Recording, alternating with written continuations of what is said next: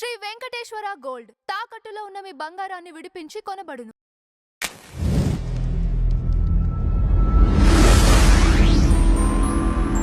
గురుగారు నమస్కారం. శ్రీమాత్రే నమః. సార్ నేను రీసెంట్గా కొన్ని వీడియోస్ చూశాను, అందులో ఒకటి మీకు షేర్ చేశాను. అవునండి. చనిపోయిన వైష్ణవి తరపున బంధువులు ఎవరైతే ఉన్నారో వారు ఆ అమ్మాయి శ్వేతనాగ్గా మారింది అని చెప్పేసి కొన్ని వీడియోస్ అవును, మీరు నాకు పంపించారు, చూశాను. నిజంగా చనిపోయిన వాళ్ళు అలా ఎవరైనా మారతారా? అసలు దీనిపైన సందేహం ఉంది సార్, అది ఎక్స్ప్లెయిన్ చేస్తారు. అంటే యాక్చువల్గా అదైతే ఫేక్ వీడియో అండి. ఎందుకంటే మొన్నే చనిపోయింది, అంతట్లో అంత పెద్ద పాముగా ఎలా అవుతుంది? చిన్న పిల్లగా పుట్టిందంటే పని మనం అర్థం చేసుకోవాలి. అంటే చిన్న ఎగ్జాంపుల్ చెప్తున్నా, చిన్న పాము పిల్లలాగా వచ్చి ఆ ఫోటో దగ్గర తిరుగుతుంది. లేకపోతే ఏదైనా ఇప్పుడు ఈగ సినిమాలో వాడు రాస్తాడు ఇలా కన్నీళ్ళతో నేనే నాని అని, పని అట్లా ఏదైనా రాసిందంటే మనం అరే పాముగా పుట్టింది. అంత పెద్ద పాము అది ఎన్ని సంవత్సరాలు అయితే అంత పెద్ద పాము అవ్వాలండి కదా. సో అదంతా ఏంటంటే కంటెంట్ క్రియేట్ చేశారు, ఏదో ఎవరో కావాలని మేబీ తయారు చేసి ఉంటారు. అయితే ఒరిజినల్గా అసలు ఎవరైనా వేరే జీవిగా పుడతారంటే పుడతారు. మనకి జ్యోతిష్ శాస్త్రంలో ఏంటంటే రాహు నుంచి కేతు వరకు ఉండేటువంటి గ్రహాల్లో ఆ శని గురువు ఎక్కడున్నారో చూస్తాం. చూసి ఈ జీవుడికి ఇంకా మానవ జన్మ ఎన్ని ఉంది, మోక్షం ఉందా, లేకపోతే ఇంకేదైనా వేరే జీవిగా పుడతాడా అంటే ఒకసారి మనిషిగా పుట్టినవాడు 7 జన్మలు ఎత్తుతాడు. ఈ 7 జన్మల్లో ఇతను సాధనా మార్గంలో గనక బాగా వెళ్తున్నట్లయితే ఉన్నత జన్మలు వస్తాయి. 7 జన్మలు కనుక ఇతను సాధనలు సరిగ్గా చేయకుండా, అంటే భగవంతుని చేరుకునే ప్రయత్నం చేయకుండా ఇబ్బంది పెడుతూ ఉండేటువంటి జీవితం ఏదైనా గడుపుతూ ఉన్నట్లయితే తర్వాత మళ్ళీ వేరే యోనుల్లో పుడతాడు. అంటే ఇంకా రకరకాల పక్షులు అవ్వచ్చు, పురుగులు అవ్వచ్చు, ఏదైనా కావచ్చు. ఇది అది అని కాదు, మంచి చిలకగా పుట్టవచ్చు, చెప్పలేము, సర్పంగా పుట్టవచ్చు. అయితే ఇలాగా ఎవరైనా సరే, ఇప్పుడు ఎగ్జాంపుల్ అవతల వాళ్ళని అనుక్షణం బాధిస్తున్నారు అనుకోండి, ఎప్పుడు ఏం చేస్తాడో తెలియదురా బాబు, వీడితో చాలా డేంజర్ అని భయపడుతుంటాం కదా. అంటే అలా మనం డేంజర్గా తయారైతే వాడు సర్పంగా పుడతాడు. ఏమవుతుంది అంటే సర్పంగా పుట్టిన సర్పానికి ఎప్పుడు భయమే. అది కరుస్తుందేమో భయం, మనం ఏం చేస్తామో భయం. సర్పం కనిపిస్తే మనుషులు ఊరుకుంటారు చెప్పండి? కొట్టేయడం ఏదో చేస్తారు. మనం ఎటువంటి కర్మని చేస్తే ఆ యొక్క కర్మ సంబంధంగా మనిషికి జన్మ వస్తుంది. అయితే ఇక్కడ మనకి చాలామందికి సందేహం, అసలు నిజంగానే జన్మలు ఉన్నాయా లేవా అని. మనకి గరుడ పురాణంలో విష్ణుమూర్తి చెప్పాడు జన్మల గురించి. సో విష్ణువు చెప్పాడంటే అది ప్రామాణికం. రెండవది రామాయణ మహాభారతాల్లో ఉన్నాయి ఇలాంటి జన్మల గురించి. దీని గురించి ఒక విషయం చెప్తాను. శ్రీరామచంద్రమూర్తి పాలనలో ఆయన పరిపాలించేటప్పుడు ఎంత ధర్మంగా ఉండేదంటే ఆ పాలన అంతా కూడా, ఒక్క రోగి కూడా ఉండేవాడు కాదంట ఆ యొక్క రాజ్యంలో. ఒక్క వ్యక్తి కూడా అంటే చదవని వ్యక్తి లేడు, చదువుకోని వ్యక్తి లేడు, రోగి లేడు, చదువుకోని వ్యక్తి లేడు. అదేవిధంగా ఈర్ష్యాద్వేషాలు ఉన్న వ్యక్తులు లేరు. చాలా అంటే ఎప్పుడు ఉత్సాహంగా ఆరోగ్యంగా బాగా చదువుకున్న వాళ్ళు, బాగా ధనవంతులు. బిచ్చగాడు లేడండి అతని రాజ్యంలో.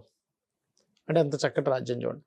అప్పటికీ కూడా రామచంద్రమూర్తి రోజు కూడా ఆయన ఒక 2 గంటల సేపు ఆయన సభలో కూర్చొని ఎవరైనా వస్తే వాళ్ళకి ఏదైనా అన్యాయం జరిగితే నేను రెడీగా ఉండాలన్నట్టుగా రోజు ఆయన వెయిట్ చేసేవాడు. ఇది అంత మంచి రాజ్యంలో కూడా రోజు వాళ్ళ తమ్ముళ్ళు లక్ష్మణుడు కానీ భరతుడు కానీ వాళ్ళకి చెప్పేవాడు, ఎవరైనా వచ్చారేమో చూసినామని. అలాగే ఒకరోజు అన్నప్పుడు భరతుడు అంటాడు, నువ్వు రోజు ఇలాగే అంటావన్నా, ఎవ్వరూ రారు అసలు, ఎంత మంచి రాజ్యం, శశశ్యామలంగా పంటలు పండుతున్నాయి, అందరూ చక్కగా ఉన్నారు, అయినా సరే నువ్వు అడుగుతున్నావు కాబట్టి మళ్ళీ ఒకసారి బయటికి వెళ్ళి చూసి వస్తాను. బయటికి వెళ్తాడు. బయట ఒక కుక్క ఉంటుంది. అక్కడ కుక్కకి ఇక్కడ దెబ్బ తగిలి రక్తం గడ్డగట్టేసి ఉంటుంది. కుక్క, అయ్యో ఏంటి కుక్క వచ్చింది ఏంటని అడిగితే, అప్పట్లో మనకి ఒక్కొక్క యుగాల్లో మనుషుల భాష జంతువులు కూడా మాట్లాడేవి. ఇంకోటి ఏంటంటే కొన్ని ఉపనిషత్తుల్లో మనది ఎంత అప్డేట్ అంటే మన సనాతన ధర్మం, కొన్ని ఉపనిషత్తుల్లో ప్రతి జీవరాశి మాట్లాడే భాషల గురించి చెప్పారు. ఆ అరుపుకి అది ఎట్లా, దాని అర్థం ఏమిటి అనేటువంటి.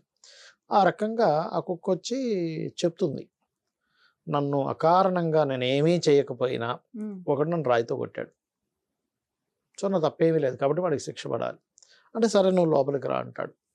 అంటే నేను లోపలికి రాకూడదు, కుక్క ఇంట్లోకి రాకూడదు, వస్తే ఇంట్లో ఉండే దేవతలు నైవేద్యం ముట్టరు కాబట్టి నేను రాను, రాజునే రమ్మనండి బయటికి. అంటే రామచంద్రమూర్తి బయటికి వెళ్తాడు. బయటికి వెళ్తే ఏమిటి పరిస్థితి అంటే ఇలా అని చెప్తుంది. సరే అతన్ని పిలిపించండి. రామరాజ్యం కదా, అతను చాలా ఓపెన్గా ఒప్పుకుంటాడు. అవునండి, నాకేదో మూడ్లో ఉండి రాయి విసిరాను, అది పోయి దాని తగిలింది. ఏదో మూడ్లో ఏదో మామూలుగా రాయి విసిరితే అది పోయి దాని తగిలింది, దానికి గాయమైంది, ఫైన్, నేను ఒప్పుకుంటున్నాను. సో నాకు ఏ శిక్ష విధించినా నేను రెడీ అంటాడు. ఓకే. అప్పుడు రామచంద్రమూర్తి ఏంటంటే ఆయన రాజుకి నోటికి వచ్చింది చెప్పడం కాదు, ధర్మం ఎవరైతే మంత్రులు ఉంటారో ధర్మబద్ధంగా అతనికి ఏ శిక్ష పడాలో అందరినీ అడుగుతాడు. ఒక్కొక్కరు ఒక్కో విధంగా చెప్తారు. అప్పుడు ఆఖరికి ఏం చేస్తారంటే ఇవన్నీ కాదు, కుక్కనే అడుగుదాం, ఈ కుక్క చెప్తుంది అతనికి ఏ శిక్ష వేయాలో, అది వేద్దాం, అప్పుడు సాటిస్ఫాక్షన్ కదా. ఓకే. కుక్కను అడుగుతారు. అడిగితే కుక్క ఏం చెప్తుంది అంటే, ఈ ఆలయాలన్నీ ఉంటాయి కదండి, ఈ ఆలయాలకి అధికారి ఒకడు ఉంటాడు. అంటే ఈ ఆలయాలన్నీ సరిగ్గా పర్ఫెక్ట్గా అన్నీ ధర్మబద్ధంగా జరుగుతున్నాయా లేవా అనేటువంటివన్నీ చూసుకోవడానికి ఈ ఆలయాలకి, అదేవిధంగా వేద పాఠశాలలకి, వీళ్ళందరికీ దానికి అధికారం చేయండి అంటది. అనగానే ఇదేమిటి, ఇది శిక్ష ఎందుకు అవుతుంది, ఇది పోస్ట్ ఇచ్చినట్టు అవుద్ది కదా అంటే, లేదు లేదు, అదంతా ఈజీ కాదు, అందులో కించిత్ అంటే చిన్న తప్పు జరిగిన కుక్కగా పడతాడు మనిషి అంటది. అదేమిటి, నీకెలా తెలుసు అంటే, నేను పోయిన జన్మలో నేను అదే పుట్టాను అని చెప్తుంది. చెప్పినప్పుడు అరే అవునా అని అప్పుడు వాళ్ళందరూ, అంటే వాళ్ళందరికీ తెలిసి ధర్మం ఇది, అప్పుడు అతనికి ఆ శిక్ష వేయడం జరుగుతుంది. అంటే ఏంటంటే మనం చిన్న తప్పు, ఇవాళ రేపు చూడండి గుళ్ళు అనేది ఇష్టం వచ్చినట్టు మింగేస్తున్నారు, వాళ్ళందరూ కూడా అది పరిస్థితి ఉంటుంది. కాబట్టి ఇక్కడ ఏంటంటే ప్రతి జీవికి కూడా కర్మని బట్టి వాడి జన్మ ఉంటుంది. అంటే పోయిన జన్మలో ఒక మంచి కర్మ చేసాం, అప్పుడు మంచి జన్మలు ఉంటాయి. అవతల వాళ్ళని ఇబ్బంది పెట్టేలాగో బాధ పట్టేలాగో ఉంటే సర్పంగా కూడా పుట్టవచ్చు. దేవతా సర్పంగా పుట్టే ఉంటాయి, మళ్ళీ మంచి జన్మలు అయితే దేవతా సర్పంగా పుడతారు, అంటే మంచి కర్మలు చేస్తాయి. సర్పాల్లో రకరకాలు ఉంటాయి, దేవతా సర్పాలు ఉంటాయి, నార్మల్ సర్పాలు ఉంటాయి, అలా అన్నమాట. అది ఇప్పుడు మనం చూడండి, కొన్ని జీవులని అయ్యో ఏంటి జీవుడు ఇది వేరే జీవిగా పుట్టింది అనుకుంటాం. ఇప్పుడు గోవు పుట్టింది అనుకోండి, అది ఏ దేవాలయంలోని గోవుగా పుడితే అందరూ మొక్కుతారు దాన్ని.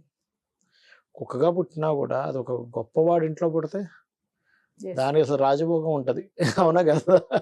కాబట్టి ఏంటంటే వాళ్ళు చేసుకునే కర్మని బట్టి వాళ్ళకి ఒక జన్మ, ఆ జన్మలో మళ్ళీ ఎక్కడ ఉండాలి అనేటువంటి డిసైడ్ అవుతుంది. కాబట్టి అదైతే మొత్తం ఫేక్ అండి, అందులో ఎటువంటి డౌట్ లేదు. అంత పెద్ద సర్పం 10 రోజులు ఆడబడుతుంది కానీ. Thank you so much. శ్రీమాత్రే నమః.